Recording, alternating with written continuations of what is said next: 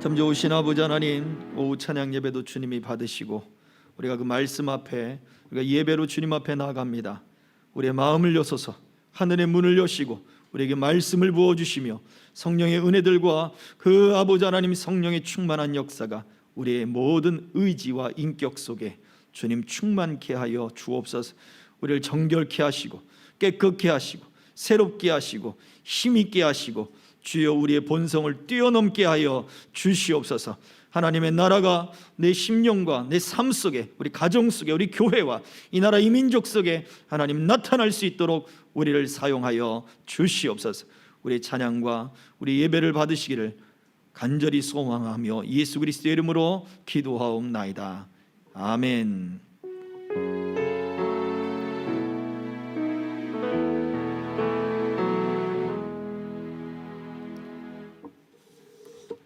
요한복음 11장 39절과 40절의 말씀을 봉독하겠습니다. 함께 읽겠습니다. 예수께서 이르시되 돌을 옮겨 놓으라 하시니 그 죽은 자의 누이 마르다가 이르되 주여 죽은 지가 나흘이 되었음에 벌써 냄새가 나나이다. 예수께서 이르시되 내 말이 네가 믿으면 하나님의 영광을 보리라 하지 아니하였느냐 하시니. 아멘. 믿으면 볼 것입니다 라는 말씀의 제목으로 함께 은혜를 나누기를 소망합니다. 믿으면 볼 것이다. 예수님이 하신 말씀이에요.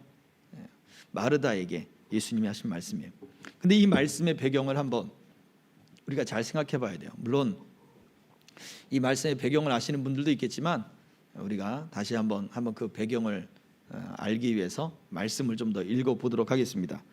자, 먼저는 그 마르다와 마리아의 오라버니 그 나사로가 죽음을 맞이하게 되었죠. 예수님께서는 며칠을 지체하시다가 바로 그 나사로의 그 무덤가로 오신 거예요. 벌써 4일이 지났죠. 예수님이 도착하셨을 때는. 자, 그러고 나서 바로 그 예수님이 오신다는 소식을 듣고 마르다가 먼저 예수님을 만났습니다. 그리고 나서 예수님께 흐느껴 우는 거죠. 예수님이 여기 계셨더라면 내 오라비가 죽지 않았을 것입니다. 예수님이 내 오라비를 치료하시면 그가 나았을 것입니다 라는 거예요. 근데 그 말의 뜻에는 무슨 의미가 담겨 있습니까? 예수님이 계시지 않았기 때문에 내 오라비가 죽었습니다. 내 오라비가 죽었기 때문에 예수님이 이제 오신 것이 사실은 도움이 되지 않습니다 라는 거예요. 예수님도 이 죽음이라고 하는 부분은 어쩔 수 없습니다 라고 말하는 것과 같은 거예요. 그러나 마르다는 예수님이 수없는 병자들을 고치는 사건들을 목격했기 때문에 예수님이 계셨더라면 죽지 않았을 것입니다 라고 하는 믿음이 있었던 거예요. 자, 잘 생각해 보세요. 믿음이라고 하는 것이 보이는 것을 믿는 게 믿음입니까? 보이지 않는 것을 믿는 것이 믿음입니까? 보이는 것을 믿는다면 그건 믿음이라고 말하지 않아요. 이미 경험했기 때문에, 내가 눈으로 봤기 때문에 그것은 눈으로 경험한 사실이죠. 그것을 믿는다고 말하지 않아요. 믿는다라고 하는 것은 우리에게 이루어지지 않은 것, 보지 않은 것, 체험되지 않은 것, 그것이 그렇게 되리라고 믿어지는 거예요. 하나님의 나라의 일, 우리가 구원의 일 마찬가지죠. 자, 그렇다면 마르다에게 있어서 예수님이 수없는 병자들을 고치는 사건을 목격했어요. 그러면 나사로가 살아나는 것, 예수님이 계셨더라면 내 오라비가 살아났을 것입니다 라고 하는 이 말이 믿음의 말이었을까요? 경험의 말이었을까요? 우리는 한번 생각해 봐야 되는 거예요. 이거는 제가 볼 때는 마르다의 경험의 말이에요. 예수님이 계셨으면 살 거예요. 예, 그거는 분명한 경험이에요. 근데 이 지금 마르다의 그 눈물 속에는 예수님이 그 자리에 계셨지 않았기 때문에, 내 오라비가 아플 때 예수님이 계시지 않았기 때문에 이제 끝났습니다. 죽음도 예수님은 어찌할 수 없지 않습니까? 바로 그런 상황이에요. 23절과 24절의 말씀을 보죠. 같이 읽어보겠습니다. 시작. 예수께서 이르시되 내 오라비가 다시 살아나리라. 마르다가 이르되 마지막 날 부활 때에는 다시 살아날 줄을 내가 아나이다. 마지막 날 부활 때는 다시 살아날 것입니다. 이게 믿음이에요. 왜? 경험되지 않았잖아요. 부활에 대한 막연한 믿음인 거죠. 예수님이 분명히 말씀하셨어요. 네 오라비가 살아날 것이다. 그렇습니다, 주님. 마지막 날 부활 때는 살아날 것입니다. 이게 마르다의 신앙이었어요. 부활의 신앙, 마지막 때의 신앙, 그때의 하나님의 자녀들을 다시 부활시키실 것을 믿는 종말의 신앙이죠. 이 신앙이 마르다에게는 있었던 거예요. 경험되지 않은 사실이 그렇게 되리라고 분명하게 안다라고 말을 하기 때문에 그래요. 자, 그런데 예수님께서는 거기에 만족하지 않으셨죠. 예수님이 이렇게 말씀하셨어요. 25절과 26절입니다. 또 읽어봐요. 시작. 예수께서 이르시되 나는 부활이요 생명이니 나를 믿는 자는 죽어도 살겠고 무릇 살아서 나를 믿는 자는 영원히 죽지 아니하리니 이것을 내가 믿느냐. 예수님이 지금 이야기하고 있는 믿음의 모습은 예수 그리스도를 부활의 주인으로 믿는 거예요. 나를 믿는 자는 죽어도 살 것이요 살아서 나를 믿는 자는 영원히 죽지 아니하리라. 아니, 살아서 예수님을 믿었던 사람들도 다 죽었는데요, 예수님이 말씀하고 있는 것은 부활의 주인으로서 이야기를 하고 있는 거예요. 영원한 생명을 이야기하고 있는 거예요. 마르다가 거기에 대해서도 이렇게 고백하죠. 그 다음 절입니다. 27절 시작. 이르되 주여 그러하외다. 주는 그리스도시요 세상에 오시는 하나님의 아들이신 줄 내가 믿나이다. 와, 베드로 사도처럼 고백하고 있어요. 여인으로서 베드로처럼 그렇게 똑같이 고백하고 있어요. 주는 그리스도시요 살아계신 하나님의 아들이십니다 라고 분명한 신앙의 고백이 있어요. 베드로는 예수님이 이 고백 위에 내 교회를 세우리라 말씀하셨는데, 와, 이 고백을 한 이 마르다에게는 예수님 뭐라 말씀하십니까? 다른 얘기 안 하셔요. 그리고는 그 마리아를 만나보고는 어디다가 내 오라비를 묻었느냐. 그 오라비가 묻힌 그 무덤가로 간다는 말이죠. 분명하게 예수님에 대한 고백이 있었음에도 주가 그리스도다, 메시아다, 주가 하나님이 선지자들이 약속한 바로 그 구원자다, 그리고 바로 우리 예수님이 하나님의 아들이십니다. 이것을 믿는 이 믿음만 해도 얼마나 큰 믿음이라고 생각할 수 있겠습니까? 근데 예수님은 더 말씀하지 않으세요. 이유가 뭘까요? 그것이 바로 우리가 읽었던 본문에서 등장하기 때문에 그래요. 나사로의 무덤에 도착한 예수님이 마르다에게 이야기를 합니다. 돌문을 열어라. 무덤의 문을 굴려서 열어라 라고 얘기하죠. 그런데 뭐라고 얘기합니까? 39절 다 같이. 예수께서 이르시되 돌을 옮겨 놓으라 하시니 그 죽은 자의 누이 마르다가 이르되 주여 죽은 자가 나흘이나 되었음에 벌써 냄새가 나나이다. 이스라엘 그곳의 기후상 초상이 나면 바로 그 즉시 일단은 무덤에 안치를 하는 거예요. 왜냐하면 이제 뭐 부패하고 하는 그 열기, 어떤 그 온도 뭐 이런 것들이 있기 때문에 먼저 무덤에 안치를 하고 그리고 난 다음에 장사를 지낸단 말이죠. 유대인들의 전승에 의하면 죽은 지 4일이 지나면 완전한 죽음이다 라고 이야기한다는 거예요. 그래서 예수님은 나사로가 완전히 죽었음을 증언해 주는 거죠. 그런 의미도 있고, 또 예수님은 지금 이 마르다를 통하여 영생과 부활의 믿음이 무엇이냐, 이것 또한 가르쳐 주고 있는 모습도 있어요. 예수님은 우리가 읽었던 마르다와의 대화처럼 내가 곧 부활이요 생명이 나를 믿는 자는 죽어도 살겠고 라고 말씀하죠. 무릇 살아서 믿는 자는 영원히 죽지 아니하리라. 네가 이것을 믿느냐?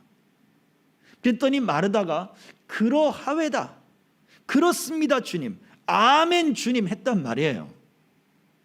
보세요. 내가 생명이고 부활이다, 예수님이 하신 말이에요. 나를 믿는 자는 죽어도 살 것이다, 아멘 했단 말이에요. 돌문을 굴려라, 돌문을 열어라 그랬더니 마르다가 뭐라 얘기해요? 벌써 죽은 지 사흘 됐습니다. 완전히 죽었습니다 주님, 끝났습니다, 저 죽음에서 살아날 수 없습니다 라고 말을 하는 거예요. 뭐라고 고백했다고요?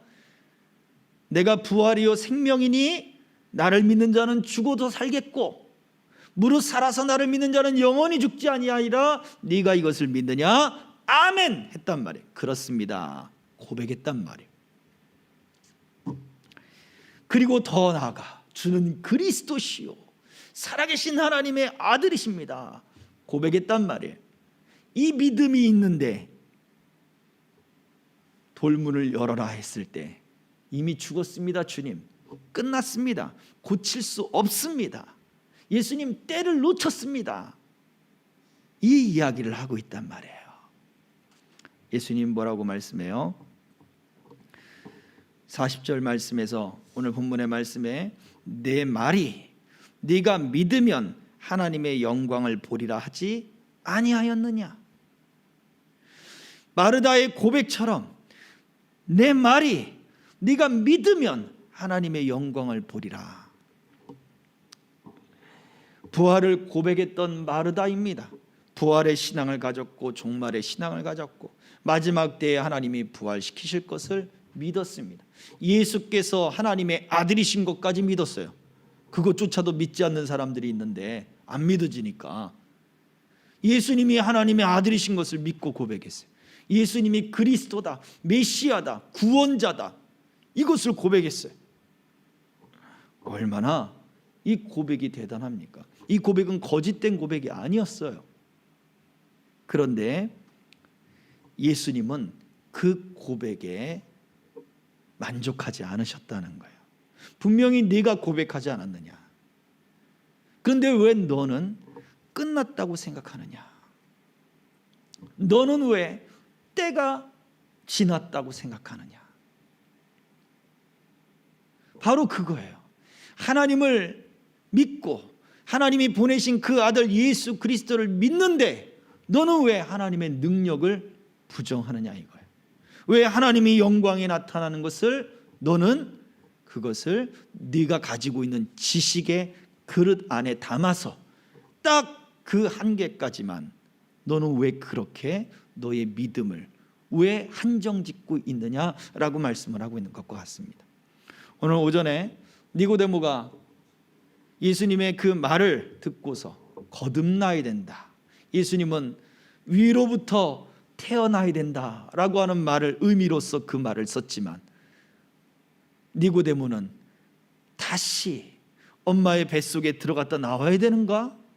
시간적인 개념으로 거듭을 생각하므로 서로 맞지를 않았던 거죠. 자기가 생각하고 있는, 자기가 가지고 있는 그릇 안에서 우리는 언어와 그리고 자기가 가지고 있는 그릇 안에서 우리는 믿음의 고백들을 하게 되어 있습니다. 그래서 우리가 가지고 있는 그릇의 한계 때문에 우리가 고백할 수 있는 것이 항상 한계되어 있고 한정적일 수밖에 없다는 이야기예요.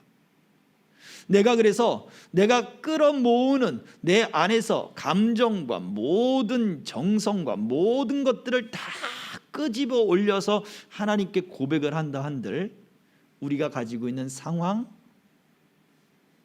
또 우리가 가지고 있는 우리가 자라온 환경, 그리고 내가 표현하는 언어적 한계, 감정적 어떠한 그 그릇의 크기, 이러한 것들이 우리 믿음의 한계의 요소로 작용할 수밖에 없다라고 하는 것입니다. 마르다의 믿음이, 마르다의 고백이 절대 거짓은 아니었단 말이에요. 여기에 우리의 모습도 바로 그렇습니다. 우리도 하나님 앞에 진실하고 하나님 앞에 정직하고 또 하나님 앞에 경건합니다.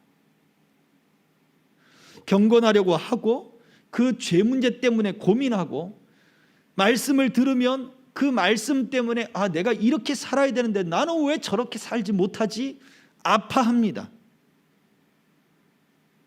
그것이 우리가 가지고 있는 믿음의 진실성과 경건성과 그리고 하나님을 향한 정직한 우리의 솔직한 마음이란 말이에요. 오전에 말씀드렸죠. 존 웨슬레가 이야기하고 있는 The Almost Christian, 그리스도인과 거의 가까운 바로 그 사람의 상태의 세 가지 성질이 바로 정직과 그리고 경건과 그리고 바로 그 사람이 가지고 있는 정직, 경건, 신실이에요.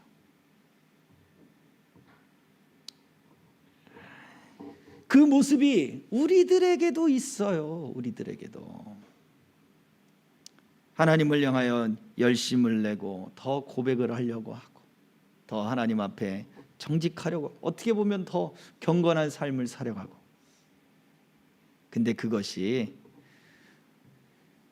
우리의 한계, 우리의 그릇 때문에 딱 막혀 있단 말이에요. 예수님이 마르다에게 지금 보여주고 있는 것은 그것입니다.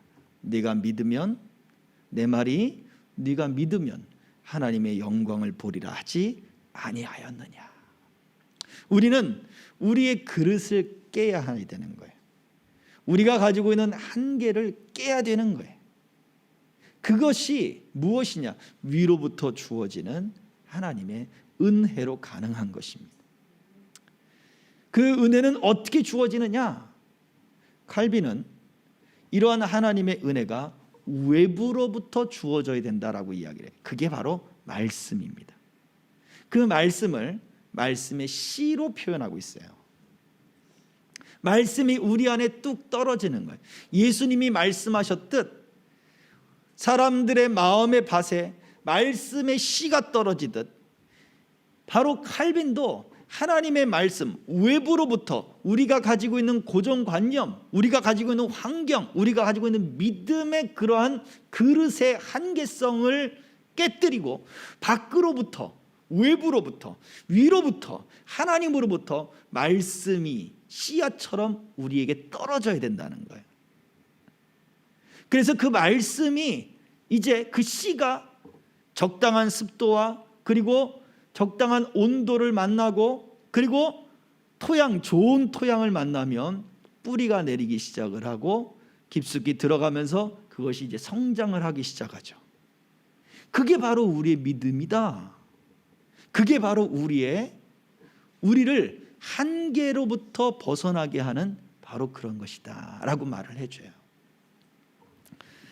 그래서 그의 기독교 강요, 칼빈이 쓴 그 기독교 강요에서 바로 첫 번째 이야기하는 것이 하나님의 말씀으로 우리에게 들어와서 하나님을 아는 지식이 생겨나게 된다는 거예요.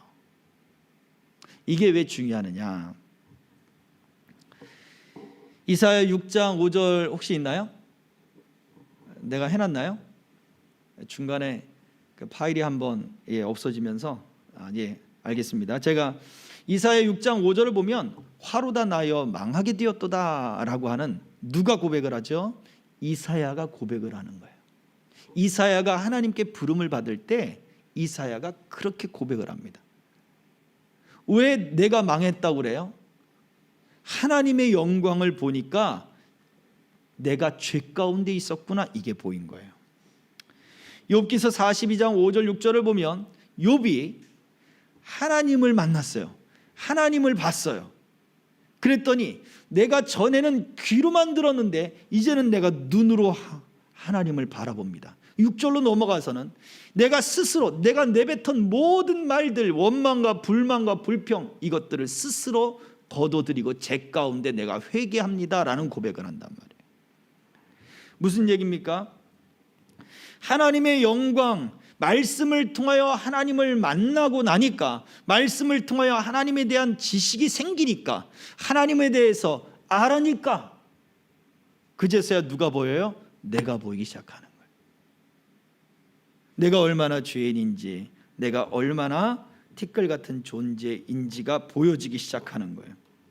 그래서 하나님을 안다라고 하는 것은 결국 지식적으로 아는데 그치지 않고, 그러면 지금 나 같은 모습이라 할지라도 내가 주를 위하여 그러면 어떻게 할까, 무엇을 할까, 여기에까지 이르게 만드는 거예요. 보세요, 분명히 하나님에 대한 인식이 생겼단 말이에요. 하나님에 대한 지식이 생겼을 뿐인데 어떤 마음이 생긴다고요? 내가 그러면 나 같은 모습이라 할지라도 하나님이 나를 사랑해 주셨으니, 나를 위하여 예수 그리스도를 대신 죽게 하셨으니, 루터가 고백했듯 이것이 깨달아지고 나니까 마음에 어떤 변화가 일어납니까? 내가 그러면 하나님의 영광을 위하여 어떻게 살까, 이것이 생각나게 만들어버리는 거예요. 이것을 인격적인 교제라고 하는 거예요. 이것을 하나님을 인격적으로 만났다라고 말을 하는 거예요. 하나님은 우리에게 말씀을 통하여 씨앗으로, 씨앗처럼 우리 안에 하나님의 말씀의 씨앗을, 하나님을 아는 지식을 우리 안에 넣어 주십니다. 그리고 성령의 섭리와 성령의 그 돌보심을 통하여 그 지식이 자라가기 시작해요. 어린아이가 성장하면서 지식이 넓어지고 말이 넓어지고 깊어지고 하는 것처럼 이해도가 생기기 시작하면서 하나님을 더 알기 시작해요. 내 한계의 그릇이 깨어지기 시작하는 거예요. 그 울타리 밖으로 하나님을 아는 지식이 이제 성장해 나갈 때 하나님을 발견하고 나서야 그제서 그러면 내가 하나님을 영광을 위하여 무엇을 할까, 내가 어떻게 살까, 이 생각들이 드러나면서 움직이기 시작해. 이것이 바로 하나님과의 인격적인 교제요, 하나님을 내가 인격적으로 만났다라고 말을 하는 것입니다. 그래서 존 웨슬레가 이야기하고 있는 그리스도인에 가까운 사람이 아니라 완전히 그리스도인이 된 사람들, 그 사람들의 첫 번째는요, 하나님을 사랑한다. 어떻게 해요? 하나님을 기뻐하는 것으로 사랑하는 거예요. 단순히 지식이 아니라 하나님 때문에 기뻐하는 거예요. 느헤미야의 고백처럼 하나님을 기뻐하는 것이 너희의 힘이다. 하나님을 정말 기쁨으로 섬기기 시작을 해요. 두 번째는 뭘 얘기를 하고 있냐면 이웃을 사랑하는 것이다. 뭐 뻔한 얘기 아닙니까? 존 웨슬레가 얘기하고 있는 그 이웃은 하나님이 우리를 사랑하신 것처럼, 나를 사랑하신 것처럼, 비록 내 원수일지라도 하나님이 그를 사랑하셨다면 또한 사랑해야 된다 라고까지 이야기를 해요. 이것이 바로 완전한 그리스도인들의 모습이다. 그러면 하나님의 사랑을 내가 독점적으로 받았으니 나만 사랑받으면 돼, 저까지 거, 저 인간은 사랑받을 가치가 없어, 하나님 저런 인간을 어떻게 해, 이렇게 나오면 그 사람은 가까운 그리스도인과 가까운 사람일지는 모르지만 그 사람 속에 완전하게 그리스도인으로서의 그러한 모습이 나오는 것은 아니라고 하는 거예요. 이게 얼마나 우리의 감정과 우리의 상황과 그리고 우리의 어떤 틀 안에서 이게 얼마나 크게 작용하는 줄 아세요? 하나님의 말씀을 들을 때 그 말씀이, 그래 성경은 그러지만 나는 못하겠어요, 이게 된단 말이에요. 이것까지 해야 됩니까 주님? 근데 그것만큼은 못하겠어요. 이것만 좀 빼주시면 안 돼요? 우리는 정말 많은 감정과 상황과 그리고 인격 속에 그렇게 끊임없이 타협을 해요. 그러면 가까운 그리스도인의 거의 이른 사람은 될 줄 모르겠지만 그리스도와 완전히 충족된 그러한 사람이 되지는 못하는 것입니다. 마지막 세 번째는 이 두 가지, 하나님을 사랑하고 이웃을 사랑하는 그 이 두 가지의 토대가 되는 믿음에 대해 이야기를 해요. 진정한 기독교인의 믿음은 어디서부터 시작되느냐라고 할 때 핵심은 바로 그렇습니다. 말씀을 순종하는 거예요. 하나님의 말씀이 그 말씀들에 내가 기꺼이 순종하고 즐거이 순종하는 바로 그 삶의 자세를 가지는 거예요. 자, 그럼 우리 두 가지 그럼 질문을 던질 수가 있겠죠. 첫 번째는 과연 나는 인격적으로 하나님을 만나고 있느냐? 인격적으로 만나는 게 뭐라 그랬어요? 하나님을 발견하고 그러면 여기서 멈출 것이 아니라 내가 하나님을 위하여 어떻게 살아야 되겠습니까? 라고 하는 마음을 품고 그것을 찾아가는 거예요. 이게 인격적인 만남이에요. 이 인격적인 만남을 하고 있는 사람은 하나님을 기뻐해요. 그리고 비록 원수일지라도 하나님이 나를 사랑하신 것처럼 그 영혼을 사랑하신다면 그 사람을 사랑하는 겁니다. 그 이웃을 그렇게 사랑하는 겁니다. 그리고 또 무엇입니까? 하나님의 말씀을 즐겁게 순종하는 그 삶의 자세를 살아가요. 하나님의 말씀이 요구하면 그 말씀대로 살아가는 거예요. 이 삶의 자세가 나타나야 되는 거예요. 그런데 우리는 수없이 이 마르다와 같은 모습 속에 우리가 머물러 있단 말이에요. 믿음도 고백했죠. 예수님이 하나님의 아들이라 고백을 했죠. 베드로처럼 아주 멋지게 고백을 했죠. 예수님이 계셨더라면 내 오라비가 죽지 않았을 것입니다 하고 예수님이 원망한 것이 아니라 예수님에 대한 신뢰를 보여주고 비록 그 앞에 슬픔 때문에 눈물을 흘렸을지를 몰라도 예수님을 원망하거나 하는 그런 성숙하지 못한 모습은 보이지 않았단 말이에요. 우리의 믿음이 아무리 높고 우리의 믿음이 아무리 경건하고 우리의 믿음이 아무리 정직하고 신실하다 하더라도 우리가 마르다와 같은 한계에 우리가 머물러 있는 바로 그 모습은 아니냐라는 거예요. 우리는 하나님의 말씀, 우리가 가진 믿음이 하나님과 인격적인 만남이 이루어지도록 계속 그러한 교제를 나눠야 되는 거예요. 하나님을 발견하고 말씀 안에서 그리고 하나님이 내 안에 주시는 그 말씀을 씨앗처럼 잘 키워야죠. 옆에 나무가 있는데요. 햇빛을 잘 보지 못하는 그런 상황이에요. 근데 또 나무가 무거워서 자주 옮길 수도 없는 상황이에요. 그래서 음지식물이라 그나마 좀 그래도 좀 정성을 주고 또 비료도 주고 하면서 키우고 지금 몇 년째 왔는데 올해 들어 얘네들이 지금 시들시들해요. 고민입니다. 지금 잘 키운 것 같은데 5년 이상 간다 그랬는데 아직 3년 됐는데 나무가 시들시들한 거예요. 얘를 지금 수술을 해야 되나, 다 잘라서 날 더울 때 다 싹 잘라가지고 정리를 해서 새싹이 나오게끔 해야 되나. 얘들이 또 이렇게 잎이 청청한데 아래쪽은 청청한데 아깝지 않느냐. 지금 의견이 분분해요. 저도 갈등하고 있습니다. 잘라야 되느냐 말아야 되느냐. 씨를 키운다는 것은 바로 그런 거 아니겠습니까? 하나님의 말씀이 우리 안에 들어오면 우리가 그 말씀의 주의를 가져야 돼요. 그 말씀 속에서 하나님을 배워가야 돼요. 하나님을 알아가야 돼요. 그게 신앙의 모습이에요. 그러면서 내가 이제는 주를 위하여 어떻게 살까? 하나님의 영광을 위하여 무엇을 할까? 이 생각들이 일어나야 돼요. 이게 하나님과의 인격적인 교제예요. 그러면 이러한 인격적인 교제가 많아지게 되면 하나님을 기뻐하게 됩니다. 하나님이 내게 요구하시는 사랑을 알게 되므로 이웃을 사랑하게 돼요.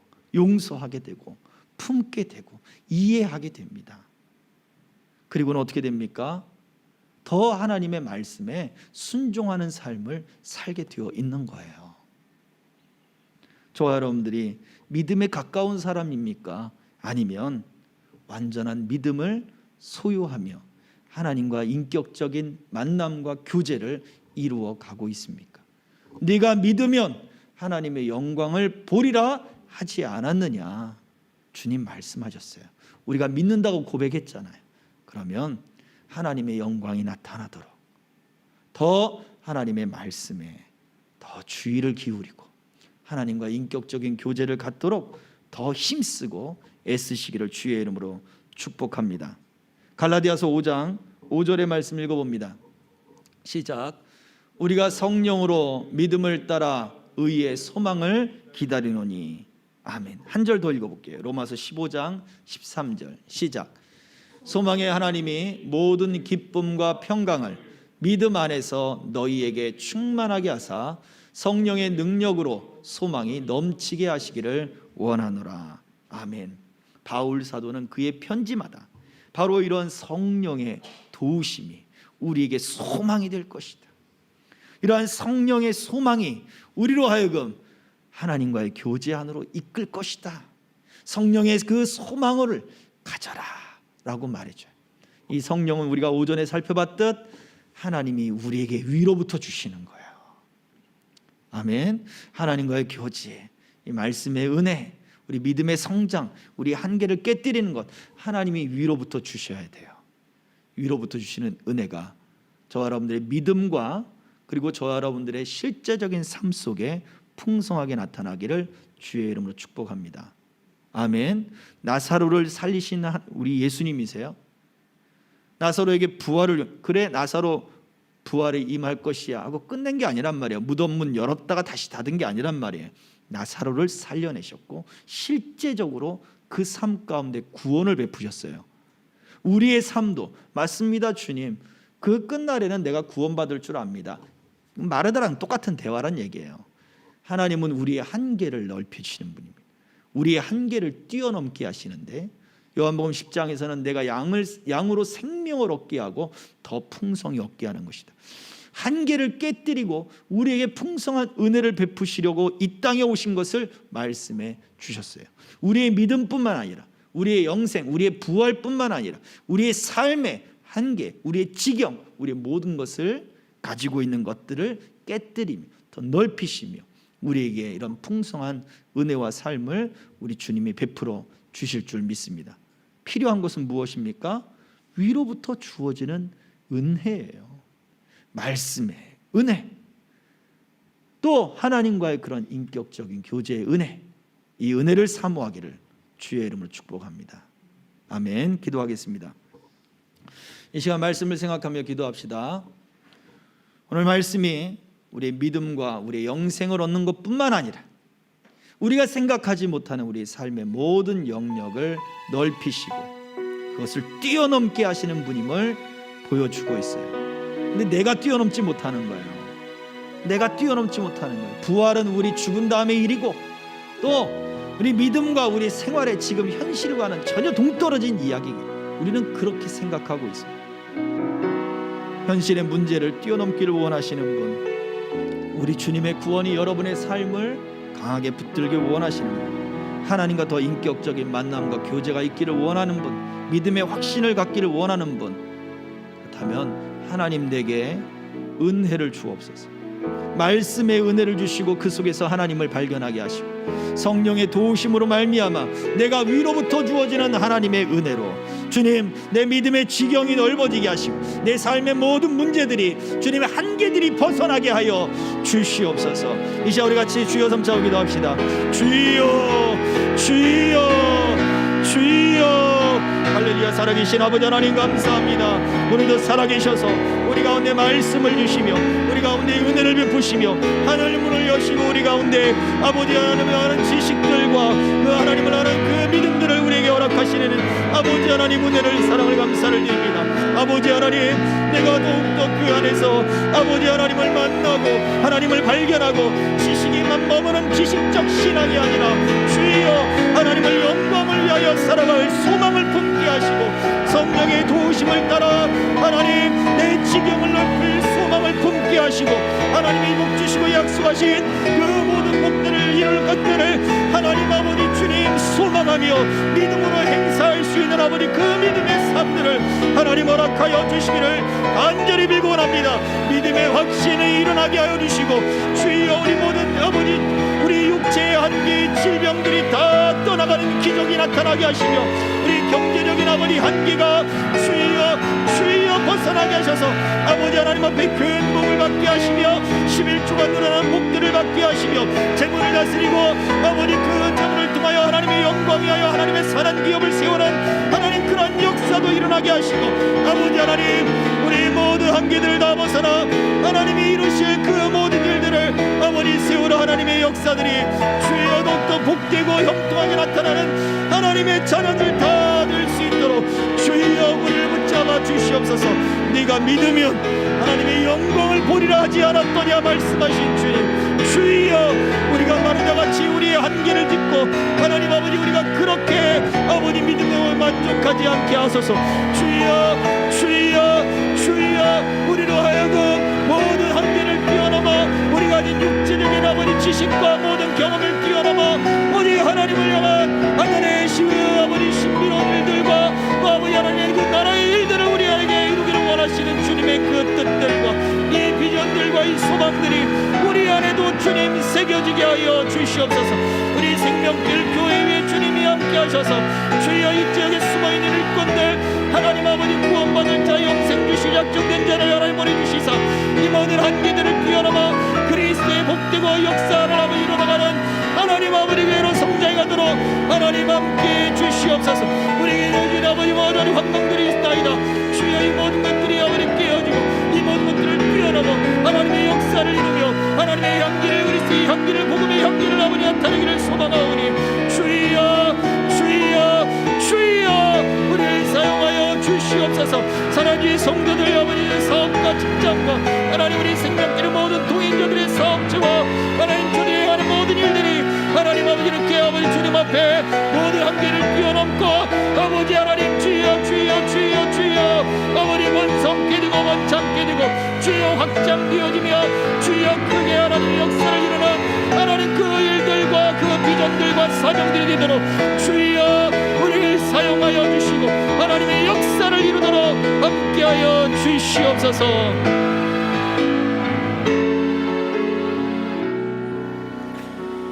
참 좋으신 아버지 하나님 감사합니다. 우리는 여전히 우리에게 주어진 환경과 신체와 또 우리에게 있는 모든 자원의 한계에 갇혀 주님 우리가 믿음 없는 그러한 이야기들을 할 때가 너무나 많습니다. 분명히 우리는 신앙도 고백했고 또 믿는다 하고 기도도 하지만 여전히 우리의 믿음과 우리의 기도와 우리의 고백은 하나님의 한계에 부딪혀 있습니다. 주여 우리에게 하늘 문을 여시고 하늘로부터 주시는 그 은혜를 그 은총을 베풀어 주옵소서. 우리 안에 주어주시는 그 하나님 말씀을 통하여 하나님을 더 알아가는 데 집중하게 하시고 하나님 영광 위하여 무엇을 할까 주님 이 소망들이 일어나고 비전들이 발견되고 주여 주를 향한 열정들이 일어나 아버지 하나님을 기뻐하며 하나님이 사랑하신 그 영혼들을 사랑하며 주여 그 말씀들을 이루며 그 말씀의 열매를 맺기에 하나님 충만한 즐거움이 우리 안에 있게 하여 주옵소서. 담장을 넘는 가지처럼 그렇게 한계를 뛰어넘게 하시고 번성케 되게 하시고 뻗쳐나가게 하여 주시옵소서. 우리 성도들과 생명길의 동행자들의 사업과 직장과 생업이 복을 받아 11조가 늘어나는 복들이 임하게 하시며 저들이 행하는 것들마다 형통케 되어지며 하나님 물질적인 복으로 끝나는 것이 아니라 하나님을 아는 그러한 은혜들이 하나님의 영광을 위하여 그 모든 것들이 아낌없이 쓰여지며 주를 위하여 드려질 수 있는 그러한 헌신된 일꾼들과 헌신된 손길들로 성장해 가도록 하나님을 인격적으로 만나는 그 삶이 현실 가운데 하나님 풍성하게 드러나도록 주여 우리에게 역사해 주시옵소서. 오늘 주어진 그 말씀들이 우리의 삶을 새롭게 하는데, 우리를 힘있게 하는데 아버지 하나님 힘있는 말씀이 되어 주시옵소서. 예수 그리스도의 이름으로 축복하며 기도하옵나이다. 아멘. 지금은 우리의 구원자 생명 되신 예수 그리스도의 은혜와 아버지 하나님의 그 크신 사랑과 성령님의 감화감동 교통 충만하심이 그 예수 그리스도를 믿는 믿음을 갖는 모든 성도들 머리 위에, 저들의 가정과 생업과 모든 환경들 위에, 이 나라 이 민족 위에, 우리 교회 위에, 선교사님들 위에 이제로부터 영원토록 항상 함께 있을지어다. 아멘.